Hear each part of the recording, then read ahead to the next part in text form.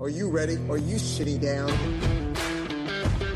The Schein podcast 2022. I've said before and I'll say it again. Divorce affects so many people out there. The money, the property, the assets, so many high-profile divorces. The conflict, the allegations, huge legal fee and support awards, you name it. Divorce is a true team sport. Incredible insight, top divorce stories. Schein podcast, the Schein podcast 2022.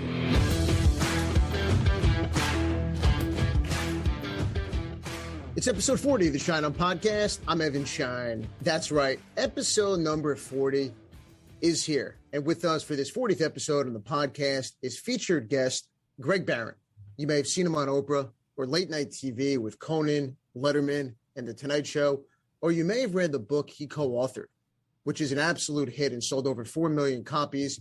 He's just not that into you. Greg is a household name in the entertainment industry, and he joins us as the Schein podcast featured guest for episode number 40. What you may not know about Greg is his story and journey, life's ups and downs, life's highs and lows, his battle with addiction, and how he beat cancer 2 times. On today's Can't Miss episode, Greg takes us into his life personally and his life professionally. We talk about the world of comedy and how he uses his past to connect with people on the stage as a stand-up comedian and as a relationship and life coach.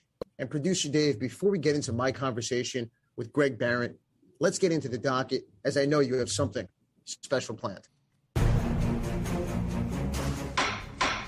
And now, let's see what's on the docket. So, Evan, keeping with our theme, thanks to our guest, of stand-up comedy, we have scoured the comedy world and found a few clips of stand-up comics talking about the subject of divorce. Let's go right to the first clip, comedian Nick Griffin and his thoughts on divorce. All right, thank you, man. It's good to be here. I'm divorced. Yeah. Nothing to be ashamed of, right? Lots of people get divorced, huh? Sure. Tons of people. So many people get divorced these days that now it's the people that stay married that really seem strange. 25 years, oh my God, what happened? Don't you know you can get out of it?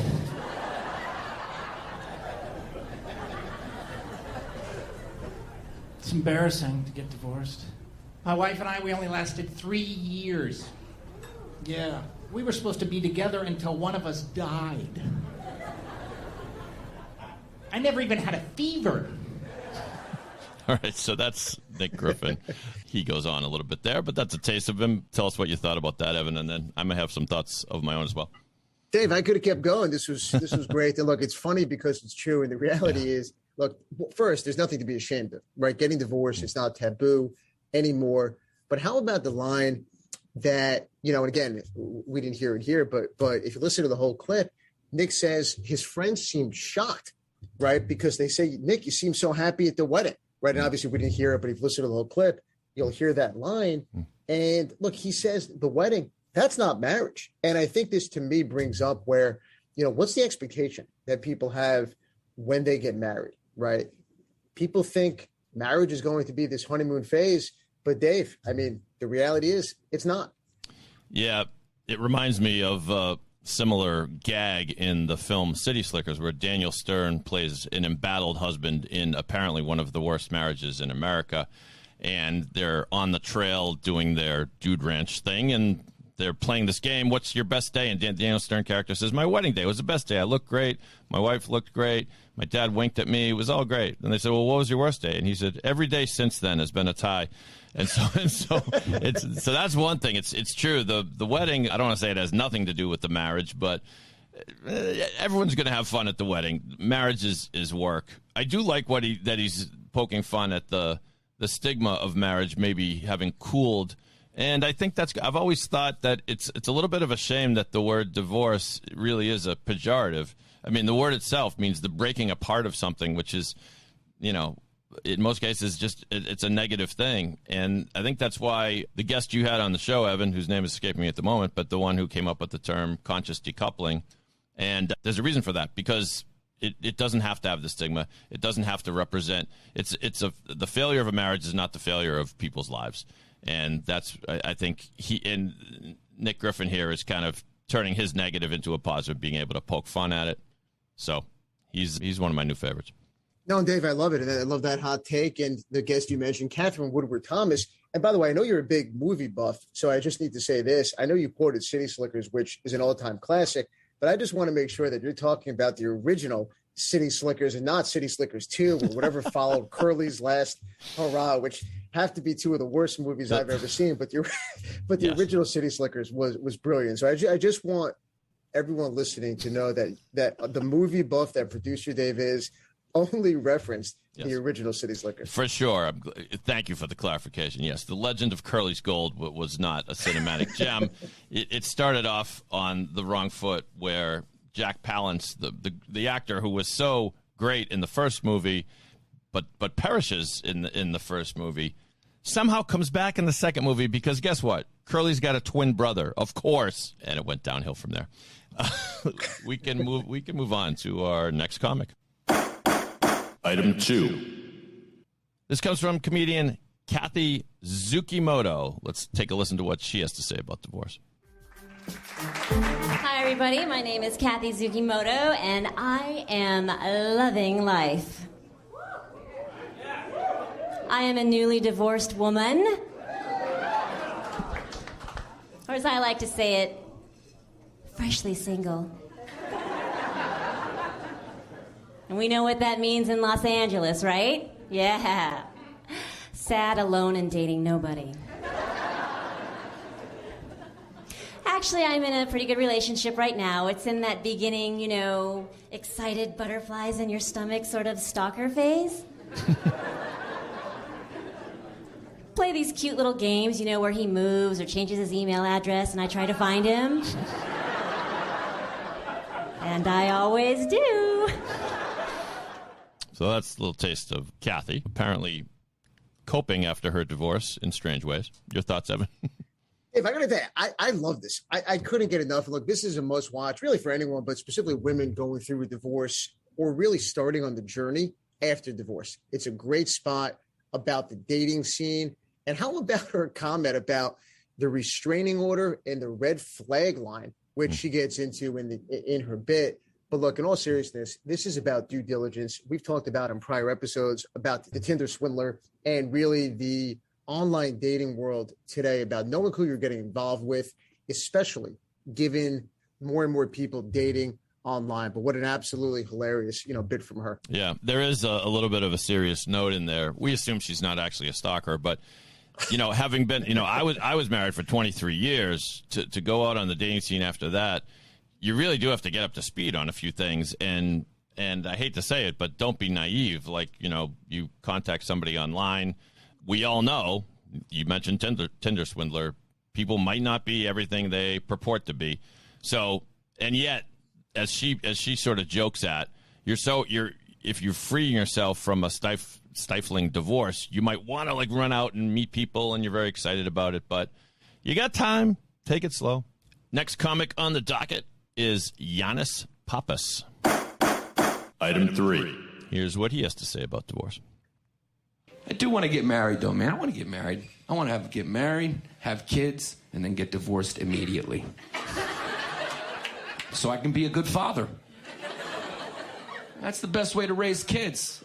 If you're not divorced and you have kids, you are doing it wrong. You are too tired and you're not an effective parent. Being a parent is exhausting. There's no days off. That's why you need to get a divorce. That's parent vacation days. That's why when I get married and have a kid, I'm getting a divorce immediately to ensure that I'm a really good father. Because I'll really pay attention and raise the shit out of my son for the week that I'm with him. Because I know next week Daddy's going to the club to get f***ed up and rejuvenate my parenting ability. All right. Before the censors go too crazy on that one, Evan, we'll talk about Giannis' strategy.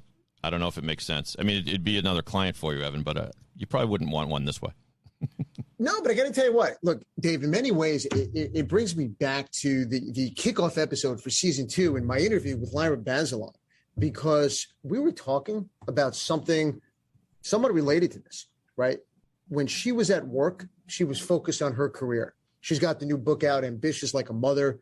And when she was with her kids, she was focused on her kids. She found it easier to be present when she was with her work and when she was with her kids. So I encourage everyone to listen to the whole bit. But Dave, let me ask you, did you find yourself having more time to do things on the days you didn't have your children? And then take us into what it was like when you had your children versus the days when you were by yourself and didn't have them. It forces you to look yourself in the mirror. It does present, I mean, what the comic is sort of joking at is there's a silver lining in getting divorced, and that is that, you know, you have to become a good parent because your parenting is going to be on display when you have the kids. You're the only one. It's no longer zone defense, you know, it's man to man. That's good. Yeah, adjusting to the schedule is another thing. And, you know, like I've mentioned in prior episodes, you know, you can be a mess when you get divorced. And so that downtime that you have might be great to explore your freedom, maybe focus on something that you didn't have time to before. But I confess, those can also be pretty lonely times. So that's when I tried to be careful not to, you know, keep the bottle of bourbon too close to the couch where I was sitting, you know. And so because you know, you there's no one there to tell you not, you know, don't have another drink. And so I didn't mean to go dark on this all of a sudden, but those are the kind of things I had to, like, you almost have to relearn how to take care of yourself, how you're going to spend your time. But it does provide the silver lining, as I mentioned, is think about what kind of parent you really want to be, because now, you know, you get to do that. And so hopefully it's a positive.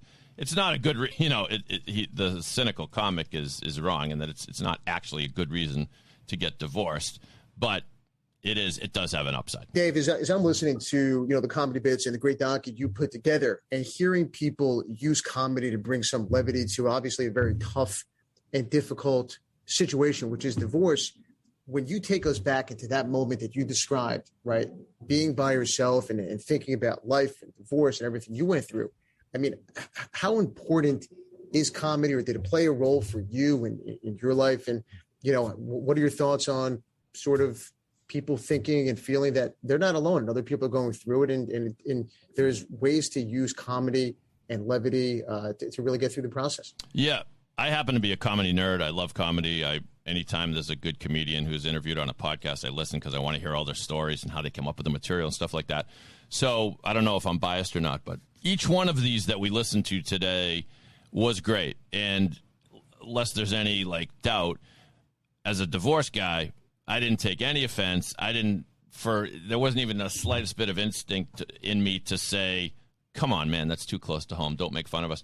Probably because they're all self-deprecating. They're all like, yeah, I mean, we're all in this. The message I think you could suggest is, us divorced people, we're not exactly all in this together, but we're all going to be pretty goddarn miserable for a while together, and we can laugh at that. And I think you absolutely have to.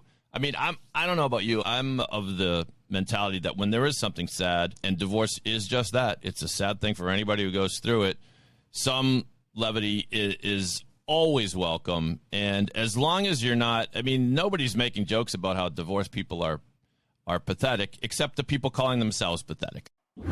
We're up to the program where Evan gives his thoughts on the issues of the day. This is the Schein on Spotlight, and the topic today is addiction.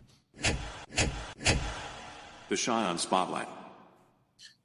And Dave, this week we're going to shine a spotlight on addiction. And our guest this week, Greg Behrendt, gives us perspective on the role addiction can play in life, personally and professionally, in your relationship, your marriage, your career, and the impact that it has on so many people, from your spouse to your children to the people that you work with.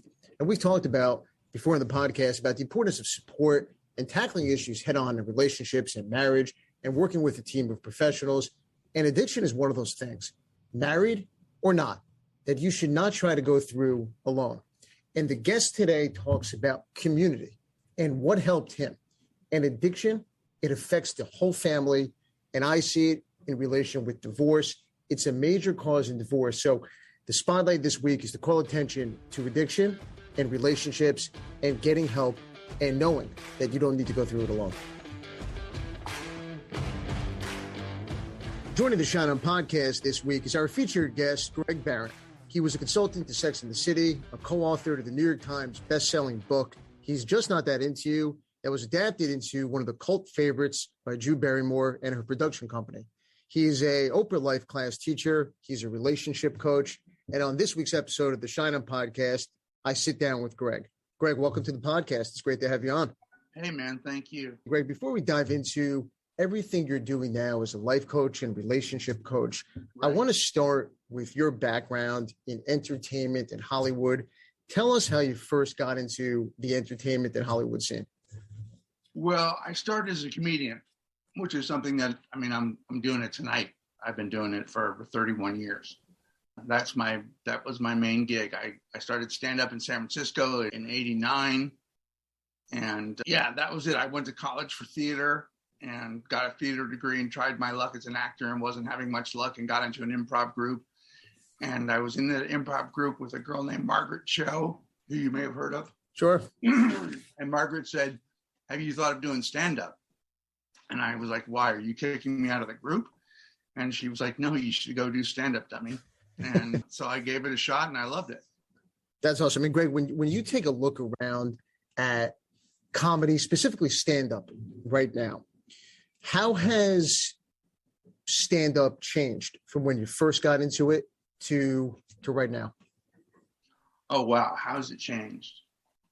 It's a constantly evolving art form, and there's lots of different ways to approach it. I think if you look at some of the things that are out now, like Bo Burnham's special, Jared Carmichael's special, Hannah Gadsby's special, you can see a lot of different ways to approach comedy.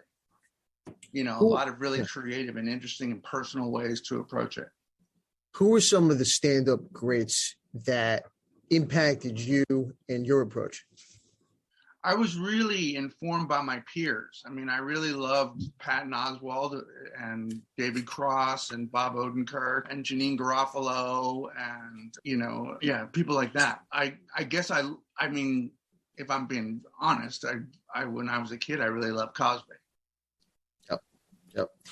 Where's the show tonight? The show tonight is in Highland Park. Now, when you look at comedy and even your material or your approach, is the approach different just given whether it's the world that we're living in today in terms of political correctness, in terms of society and culture? Has there been a shift in terms of what's acceptable comedy or not? I've never struggled with it. Yeah. My comedy has never been anywhere near the line of offending people. It's not really my thing. It's all personal, so it's all about me. So there's really no, have attitudes shifted? Certainly, yeah. Are there bits that I wouldn't do anymore that maybe, now would seem sexist? Probably, but that's from my early days in the 90s, And Greg, let's take a look into a book that you co-wrote. He's Just Not That Into You. And it's called The Breakup because it's broken. And you wrote that with your wife. With my wife, yeah. First, tell us what it was like working with your wife on a book. Oh, it was great. We both really had an idea for writing sort of the ultimate breakup book because we've both been through horrible breakups before we met each other. So we sort of had this bond and our story, we were excited to tell our own personal story of how we connected and pulled through.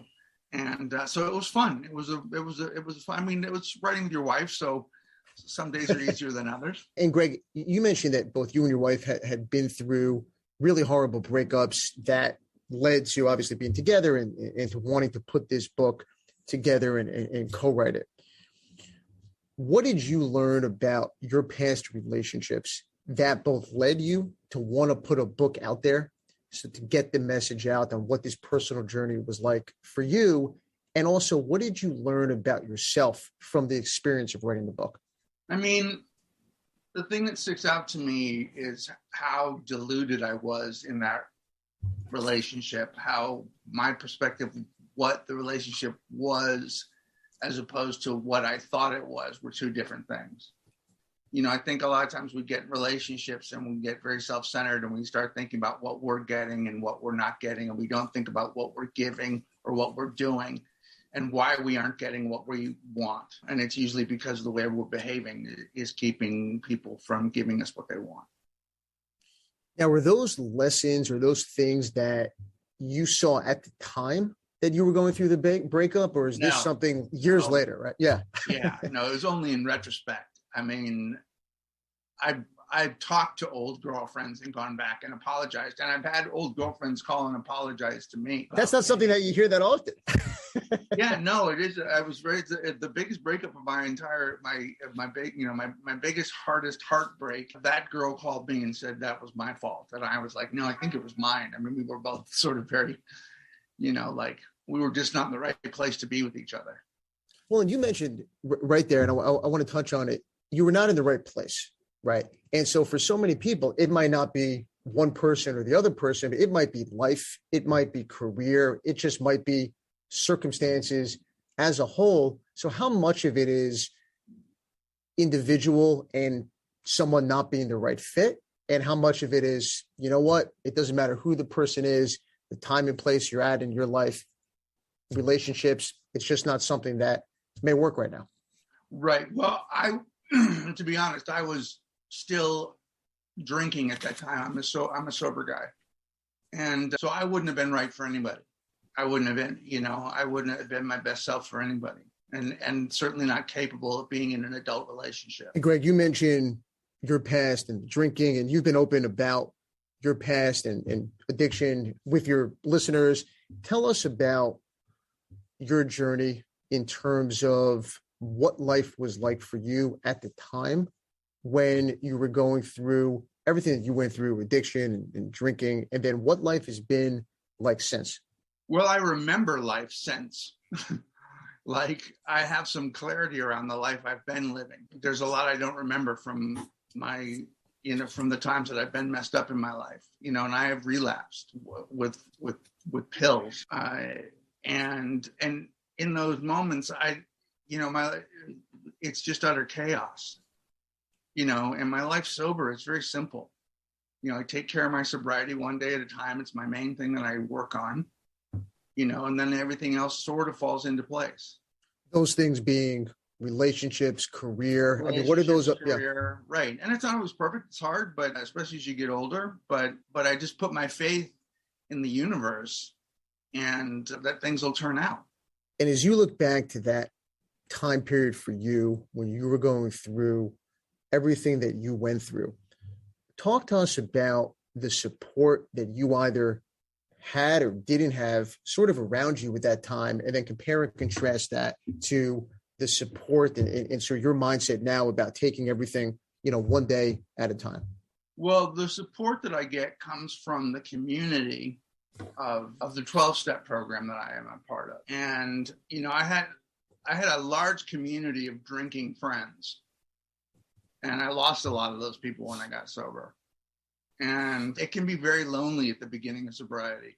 It can be very lonely because you are changing your life so dramatically. And you are, if you're smart, you're not spending time around people that trigger you or trigger your addiction. And so you've got to build new relationships and new friendships and a new way of living. And what's the impact of addiction on relationships, whether it's friendships or marriage, dating? What's the impact? Well, it usually finds a way to destroy those things. Eventually, if you're enough of a mess, you end up screwing up a lot of your relationships. People don't depend on you. Yeah, it really, it didn't make me a mean person, but it just made me an unreliable person. And also somebody whose whole identity was drinking. And people, the thing about entertainment is it's very communal, but people don't hire the party guy, to be in their show or to work on a script or anything like that, What advice do you have, Greg, for people who are struggling with sobriety? I mean, I only know what I did. And what I did was to get involved in AA and to go to meetings and build a community and get a sponsor and do all the things that they recommend. I mean, that's the only thing that's ever worked for me. Trying to white knuckle it, trying to just do it by sheer will is very hard. Is there anything that's misunderstood or some of the myths about sobriety? You do it on a day-to-day basis. So you don't try and get sober for the rest of your life. You try and get sober for today. And it's done in 24-hour increments. So you try the very best that you can to stay sober today. And when people go out or relapse, it's understood that that's just a thing that can happen. You know, it's usually not intentional. I didn't intend to go out. I had cancer and I got hooked on OxyContin, which is a story that's being told too many times now, and struggled to get off of it, you know, and eventually I did, but it was a real mess. And Greg, as you look back to that time in your life and the addiction and the substance abuse, and you mentioned, you know, the battle, you know, with cancer, you've overcome so much. You mentioned your show tonight and your career and your work. What has been life like for you in the time period since both the addiction and also in terms of the medical and you know, the battle, you know, that you had with cancer? Well, I'm certainly appreciative of my life and I'm grateful for it. And I mean, my favorite thing, the thing that I love the most is having a family and having kids and spending time with them and watching them become people. They're getting, you know, my daughters are 17 and 20. And so they're on their way out. And it's hard, you know, because I love them so much. I enjoy their company. I enjoy my life. And they're the biggest gift of being sober, you know. When you interact, and you mentioned, you know, the ages of your children, are there things as you interact with them and spend time with them now that there's a light bulb or a moment or something that goes off that you think to yourself, had you not been on the sobriety path, wow, this would have been, I mean, you talk about not having a memory of sort of things in the past when you were going through addiction, but I would imagine that you're incredibly grateful for being able to spend this time with them and have this clarity and have this perspective, given the ages that they're at right now. Yeah, totally. I mean, unfortunately, they had to live through some of the addiction and they got to see a side of me that I'm not very proud of. The only good thing about that is that it's informed them what the rigors of drug addiction are. And so they understand it. And they're both, you know, they both don't do drugs at this point. Yep. So I'm grateful for that. How much of your work, and you mentioned the show tonight, and we may ask you for a little sneak preview on tonight's show, but how much of your work is inspired by your past and everything that you've been through? Oh, a lot of it. I talk a lot about my sobriety on stage. I usually open my show with it. And then I talk about my family a little bit. And I talk about growing up in my family. And I talk about, you know, then I just talk about certain things in the world. But for the most part, it's a personal journey. Initially, was it hard for you to open up on stage, doing your bit in your routine about something so personal for you? Not for me. I find the stage to be a really safe place to be honest with you. I feel always really comfortable with my audience and I don't see the point of being there and not sharing something that is helpful. Otherwise, what's the point of doing an hour of talking, you know, if they don't get some kind of positive message from it? And I would imagine in many ways for you, the stage is a form of therapy. Totally.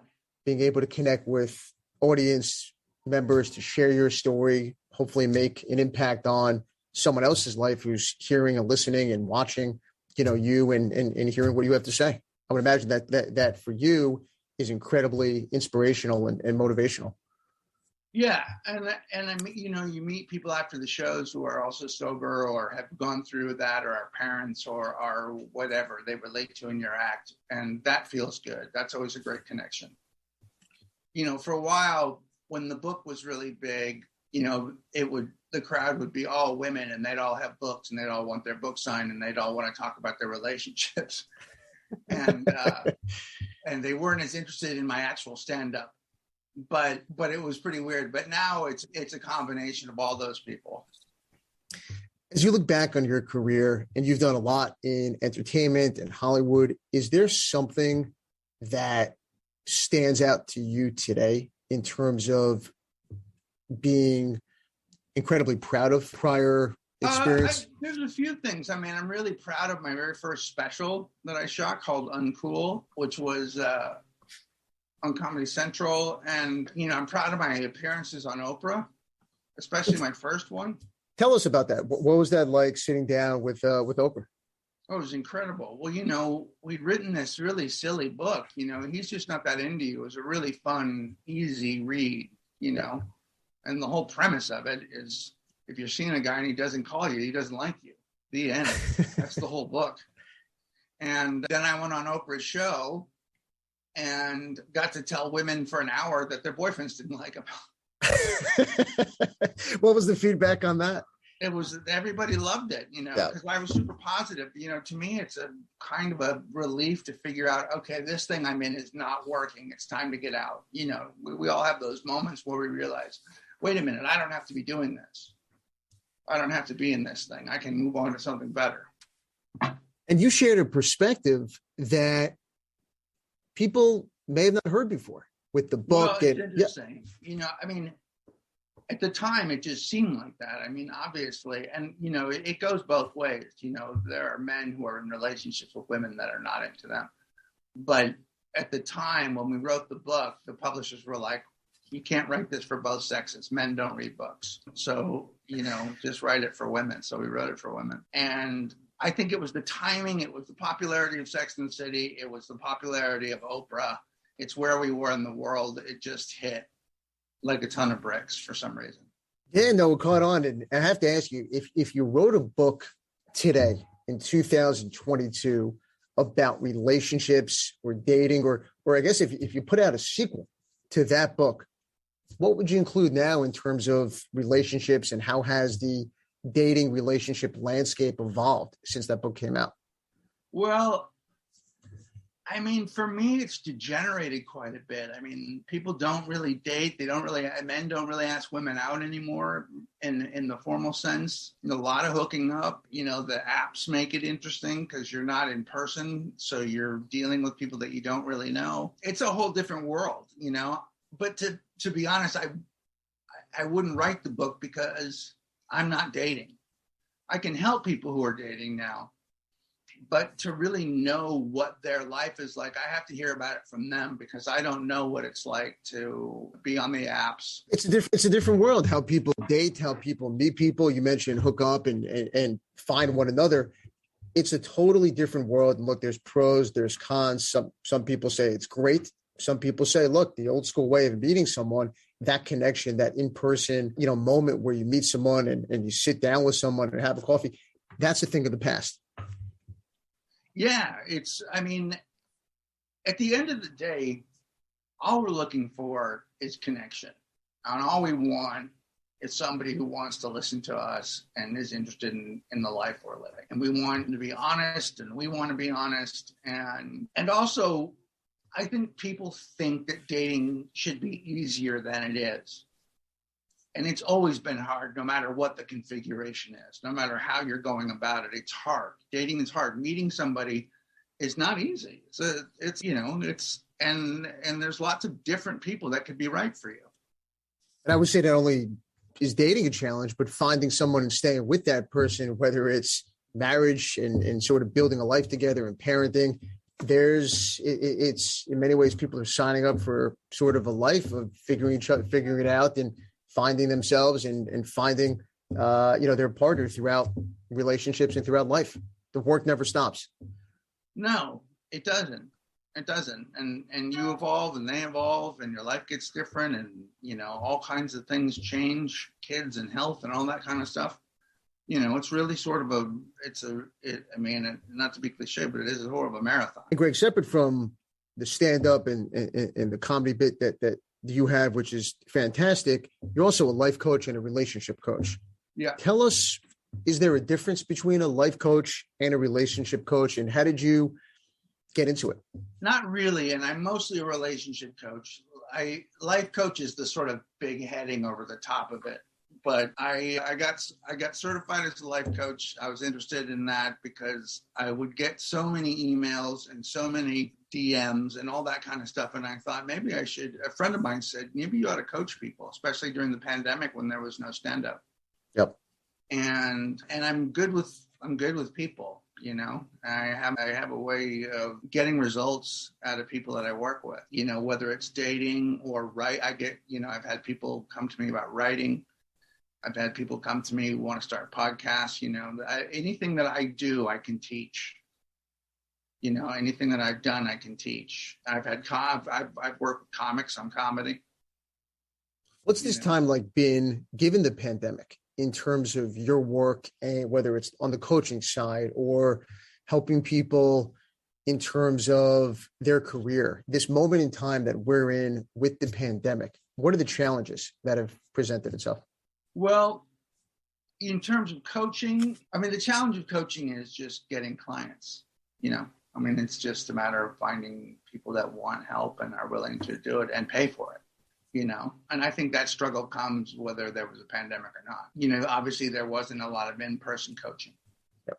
Now, in terms of coaching, and we talked about dating and relationships, are there certain red flags for you that, whether it's working with your clients or given your past experience, that stand out as sort of relationship no-nos or signs that the relationship that someone's in is not best for them or it's not working? Usually I work with a lot of people who are going through breakups that don't believe that they're permanent. You know, that they want to get back together with the person who broke up with them. You know? What is that, denial, or is it just? It's denial. Yeah, it's everybody, you know, goes back and remembers the first good month and thinks that's what the relationship was and forgets all about the crap that happened afterwards. And I just make them say over and over, tell me what happened. Tell me those stories again, and then tell me how you think this is a relationship you should be in. You know, let's run it down. I think when you run it down, you make sense of it, and the person has a hard time defending the choice of being back in a bad relationship. How much of your coaching style is based on what you went through, both in terms of it's all my coaching is instinctive for my own relationships. Yeah. In terms of your past breakups. Yeah, totally. Yeah. And my bad behavior and my inability to see that something was over and all of that. What have you learned about yourself from your past breakups and relationships that you've adapted and you've grown and you've changed in terms of the current relationship and marriage that you're in? I think I had a lot of preconceptions about what a relationship was supposed to be as opposed to what a relationship is. And I had a lot of rules for how I needed to be loved. And those rules were ridiculous.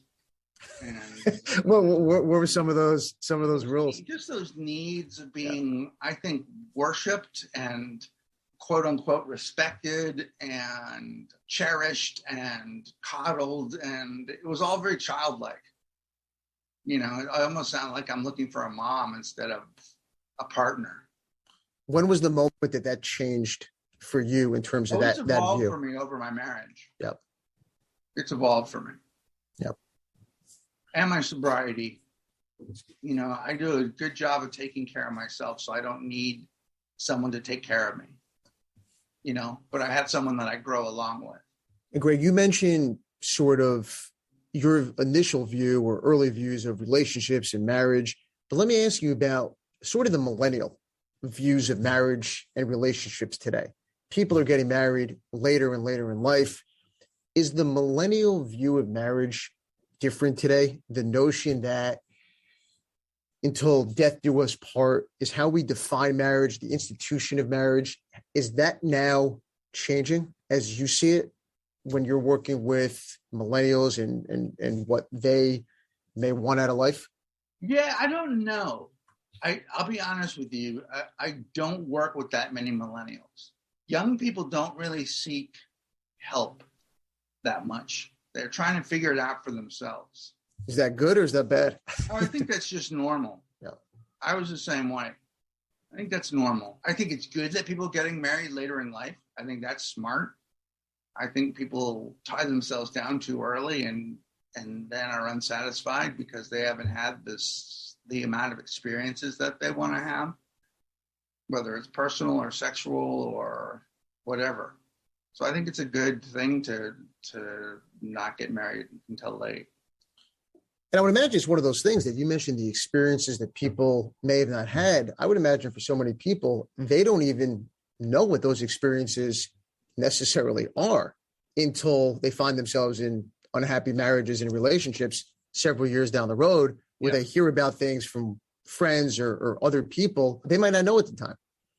No, it's very hard to know what you're going to miss in the future. Yep. And Greg, as you look back on your career, and you mentioned, I mean, just an incredible career, the book and being a consultant to Sex and the City and sitting down with Oprah, what's the lesson that you've learned in terms of your career and moving forward and doing everything that you're doing? I think you got to be open to where your career wants to take you. I had no intention of ever writing a relationship book. You know, a girl asked me on a break from Sex and the City during a lunch break. One of the writers asked me about a relationship she was in, about seeing a guy that didn't want to have sex with her, and was that bad? And of course, I said yes. And it's a good thing you said yes. Hey, look, it turned into the book. Yeah, at some point in that conversation, I said, he's just not that into you. And the girl that was the co-author of the book heard me say it, and she really latched onto it. And I didn't really think it was a big a deal. And then we brought it into the writer's room, and it made it into an episode. And then Liz said, I think there's a book in this. And I was like, no, it's not a book. And I told my wife, and my wife was like, yeah, there's a book in that for sure. And I was like, okay, all right, I'll go that direction. You know, I really was just more interested in going and doing stand-up. And there you go. I wrote a book, and then the book took me to Oprah and talk show and all that kind of business. But that's because I let the universe drive, and I just followed where it went.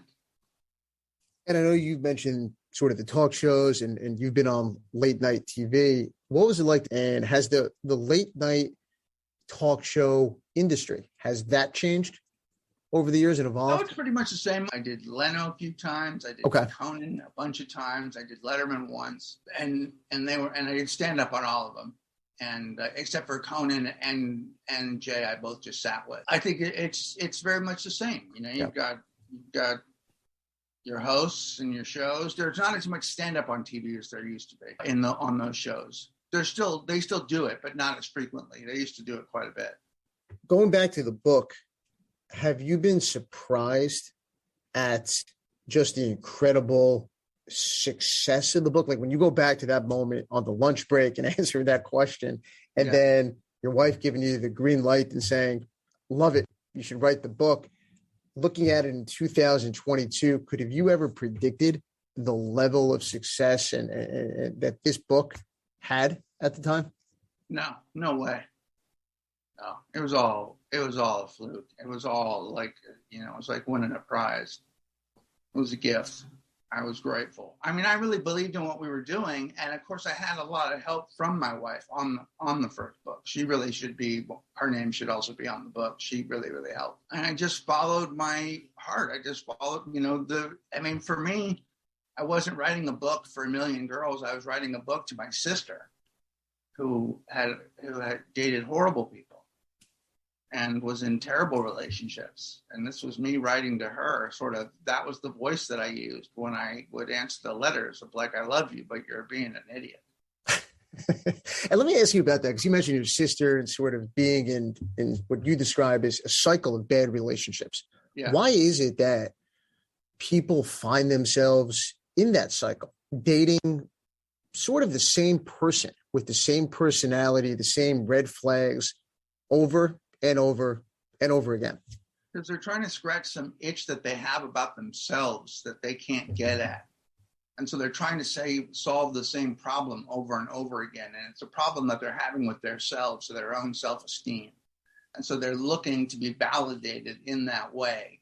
And so that comes in many different shapes, but it'll play out as the same attributes in a guy, so you're looking for self-worth, you're looking for guidance, you're looking for somebody to dominate, whatever it is that is your particular itch. And so do you recommend that someone, whether it's work with a relationship coach, be in therapy, work on themselves to find out that in order to have that successful relationship, to break bad habits, to break that cycle, to figure out what hasn't worked in order to figure out what will work? Yeah, and what is it that I keep going for? What is it that what keeps blowing up in my face? And yes, I do. I believe in therapy. I believe in coaching. I believe in whatever kind of self-work that you can do. Just unraveling the layers of you and figuring out who you are and who you want to be in a relationship. Greg, talking about relationships and going back to addiction and substance abuse and the struggle that so many people have, how important is it for someone's partner or spouse to be part of that path forward? There's a lot of shame or certain feelings that someone may have about what they're going through. But how important is it to have that support from a partner, a spouse? How important was it for you? Well, the way I see it, you don't really deserve any support from them, and you shouldn't count on it because they could be angry with you for your behavior. And so you should let them off the hook and take care of the problem yourself and find the support in the community that you are in. And let them off the hook. And if they choose to be supportive, then you're lucky and be grateful for that. But if they choose not to, you have to understand that because they've probably been damaged by you in some way.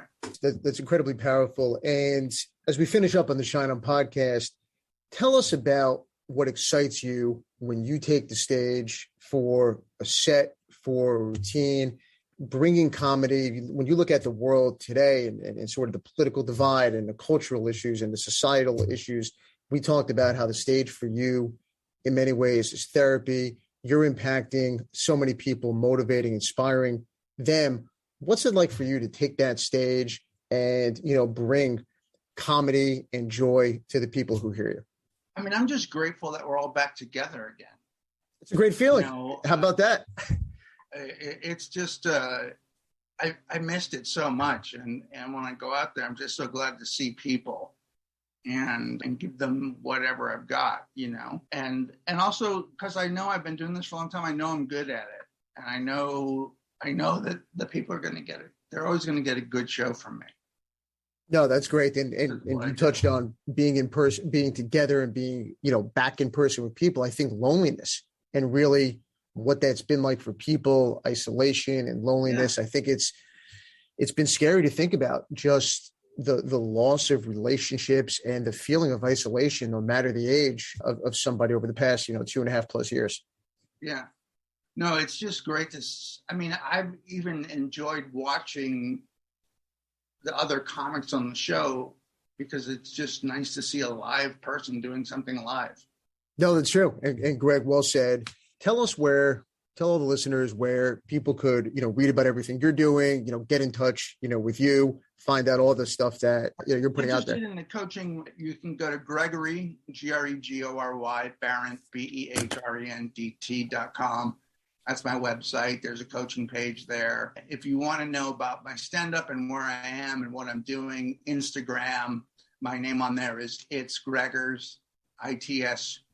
GREGGERS, and that's where you can find me, and those are my two places. Greg, it was an absolute pleasure. I appreciate you coming on the podcast. Dude, I really appreciate you. Thank you.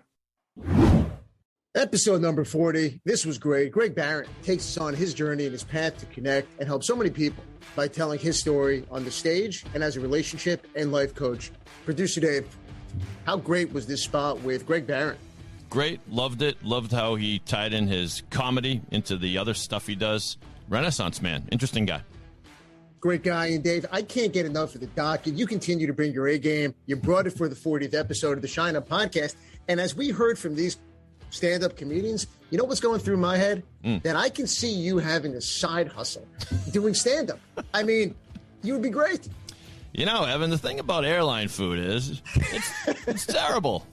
Okay, that's not a good start. I'll work on it.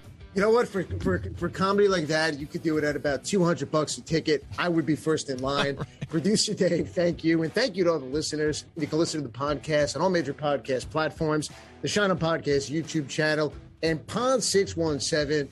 Follow me on social media for the latest content. I'm Evan Schein, and I'll talk to you again real soon.